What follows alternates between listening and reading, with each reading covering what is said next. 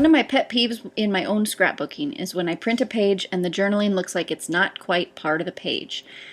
I notice it most with typewriter and handwriting fonts, but sometimes regular fonts, I notice it a little bit too.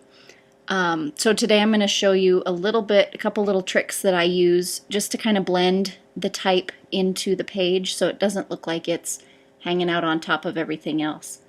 The first thing that I forget to do half the time is to make sure that the journaling is right over your background paper. And I always put it right over the background paper, figuring it's on the background. If I'm using a journal card, it's right over the journal card.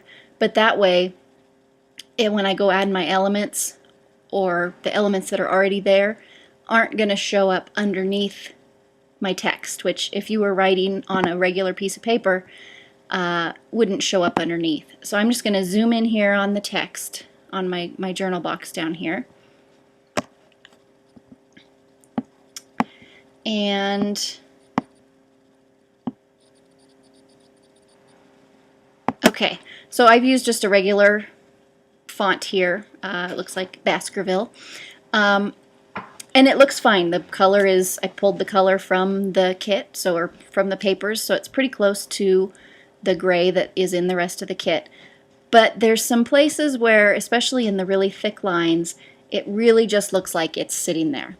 The easiest way to help this text blend into the background a little bit better is to use a solid piece of paper that comes with your kit. So I'm going to go over here where I have this kit that the rest of this page is made with. It's Etc. by Danielle's Moon Laughs and Whispers. And I'm just going to use this black paper. It's pretty close to the color that I've already written my journaling in. And I just want to use it to get a little bit of texture and detail directly on my type. So I'm going to finish placing it there. I'm going to create a clipping mask to mask that paper to the text, and I just do that by right-clicking on the paper layer and choosing Create Clipping Mask. You can also use Alt or Control G. If you hold down Alt or Control and then hover right between those layers, you get this little symbol, and it does the same thing. Now this is pretty subtle. Let's see if I can see. I'm going to turn it off and on a couple times just to see where we see most of the detail.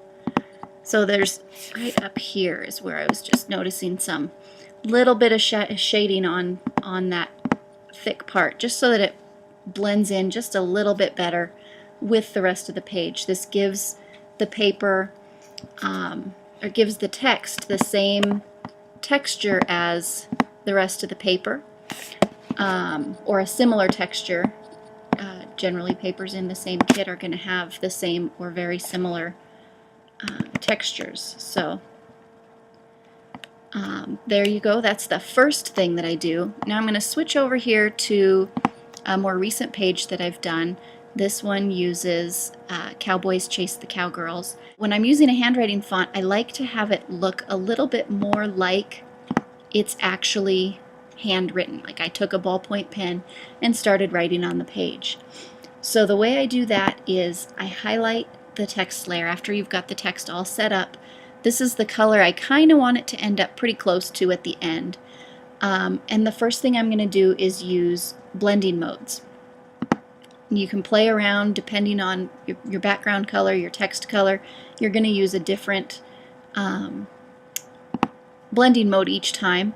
But I was playing with this one and I really liked the way Linear Burn looks. It still keeps that nice brown text color that I want, but it lets a little bit of the blue lines from the paper through, so it looks like I was actually writing on a piece of lined paper in a lighter ink. You know, if you want it to look like a dark fountain type ink, then that's a different story, but I wanted to be able to see the paper a little bit through there. The next thing I do sometimes that I think gives a really neat effect, it's very subtle, especially on screen, but I go in here to the blending options and I'm going to put a bevel on this. I'm going to go down because I want it to look like I'm writing on the paper. I'm going to change the depth a little bit. We don't want it to be super deep. I'm going to go with a size of, let's go 3 pixels. And then I'm going to change the opacity to about 30% for both the highlight and the shadows. And then I'm going to click OK.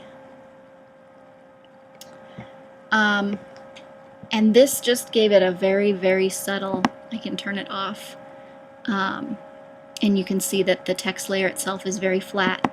You turn it on and it's just pushed in just a little bit, like I was running that pen over the paper as I wrote. So that's the second way that I give dimension and texture to plain old fonts when I'm journaling.